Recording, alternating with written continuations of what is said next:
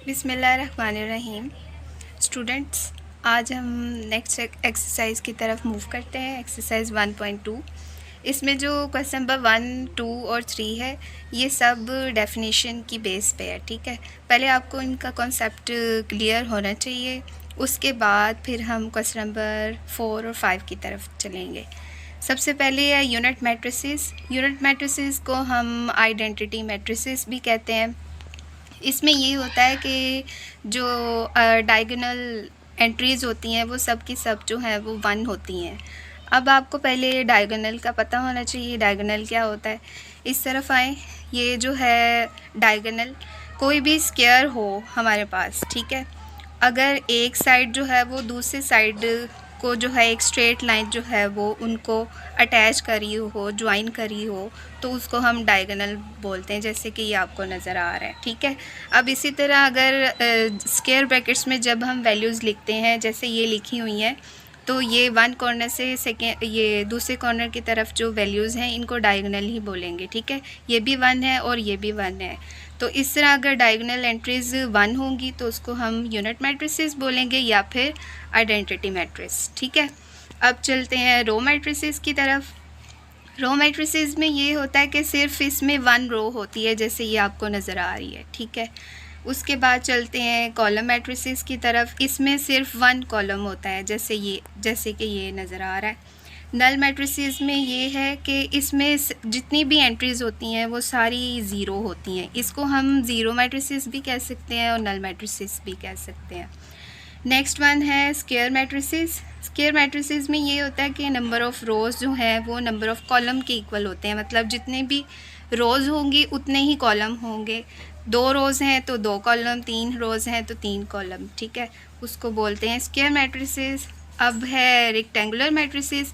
ये square matrices के जो है वो ऑपोजिट होता है, मतलब इसमें नंबर ऑफ़ रोज़ जो है वो नंबर ऑफ़ कॉलम के इक्वल नहीं होती। ठीक है, अब है डायगोनल मैट्रिसेस, और इसमें ये है कि जो डायगोनल एंट्रीज़ होती हैं उसमें से कम एक जो वैल्यू है वो नॉन ज़ीरो हो, बाकी सारे हों।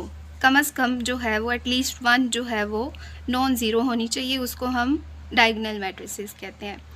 इसके बाद है स्केलर मैट्रिसेस। स्केलर मैट्रिसेस में जो है वो जो डायगोनल एंट्रीज़ होती हैं वो सारी की सारी नॉन ज़ीरो और सेम होती हैं। इसमें ये कंडीशन है कि ये सेम होगी, जैसे ये नज़र आ रहा है आपको, ये डायगोनल है और ये देखिए सारी वैल्यूज़ जो है के है, तो सारी तीनों की तीनों जो है वो के ही है। ठीक है, ये वाली डेफिनेशन करने के बाद आप लोग क्वेश्चन नंबर 1, 2 और 3 कर सकते हैं। ठीक है, नेक्स्ट है हमारे पास क्वेश्चन नंबर 4। क्वेश्चन नंबर 4 में उन्होंने पूछा है कि नेगेटिव मैट्रिसेस फाइंड आउट करें। नेगेटिव मैट्रिसेस को हम एडिटिव इनवर्स भी कहते हैं। ये 1.3 में उन्होंने क्वेश्चन पूछा हुआ है कि फाइंड एडिटिव इनवर्स, तो इसका मेथड आपने यही वाला कर लेना है क्योंकि दोनों सेम ही है। अब इसको सॉल्व कैसे करना है, आपने पहले क्या करना है कि इसके साथ माइनस लगाएंगे, -d, और अंदर जितनी भी वैल्यूज़ हैं उन सब का जो साइन है वो चेंज कर देना है। जैसे ये -3 है, इसने +3 हो जाना है। अगर हम पॉजिटिव का साइन लगाएं तब भी ठीक है, ना लगाएं तब भी ठीक है। ये भी पॉजिटिव हो जाएगा, इसके साथ नेगेटिव लग जाएगा, इसके साथ नेगेटिव। जिसके साथ कोई साइन नहीं लगा होता उसके साथ पॉजिटिव का साइन होता है, इसलिए मैंने ये नेगेटिव किए हैं। ठीक है, ये हो गया हमारा नेगेटिव मैट्रिसेस या फिर एडिटिव इनवर्स। नेक्स्ट है क्वेश्चन नंबर 5। उसमें उन्होंने कहा है कि ट्रांसपोज फाइंड आउट करें। ट्रांसपोज में ये होता है कि हम इंटरचेंज करते हैं रोज़ को कॉलम में या फिर कॉलम को रोज़ में, कोई एक काम हम कर सकते हैं। ठीक है, अब इसको फाइंड आउट कैसे करना है, आपने डी लिखकर उसके ऊपर छोटा सा टी लगाना है, यानी कि ट्रांसपोज।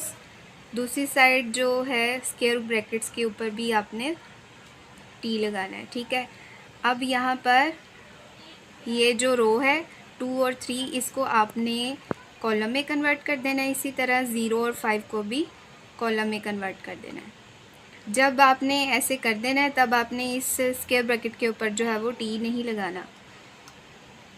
ये हमारा आंसर है ट्रांसपोज का। नेक्स्ट क्वेश्चन है क्वेश्चन नंबर 6। इसमें ये है कि हमने लेफ़्ट हैंड साइड को जो है वो राइट हैंड साइड के इक्वल करना है। हमें ए मैट्रिक्स दिया हुआ है और ये उन्होंने कंडीशन दे दी है कि ये करें। अब इस कंडीशन में क्या है कि एक ट्रांसपोज लेना है, फिर जब ट्रांसपोज ले लेंगे फिर उसका भी ट्रांसपोज लेंगे, लेफ़्ट हैंड साइड लेंगे ए ट्रांसपोज, जैसे मैंने आपको पहले बताया वैसे ही बिल्कुल ट्रांसपोज फाइंड आउट करना है। ये वाली रो को कॉलम में कन्वर्ट कर दें, इस रो को भी कॉलम में कन्वर्ट कर दें। ये आ गया हमारा ए ट्रांसपोज। लेकिन क्वेश्चन में उन्होंने कहा है कि इसका भी ट्रांसपोज लें, फिर हम आगे इसका भी ले लेते हैं। ये जो ट्रांसपोज आया यही यहाँ पर लिखना है, लिखकर इसके ऊपर भी टी लगाएंगे। मेथड वही है, फिर से रो को कॉलम में लिख देंगे, दूसरी रो को भी दूसरे कॉलम में लिख देंगे। अब ये देखें, ये जो हमारा आंसर आया है ये सेम टू सेम क्वेश्चन के जैसा ही, तो मतलब ये है कि लेफ़्ट हैंड साइड जो है वो राइट हैंड साइड के इक्वल है। उम्मीद है कि आप सबको समझ आ गई होगी। इंशाल्लाह आपसे नेक्स्ट वीडियो में मुलाकात हो।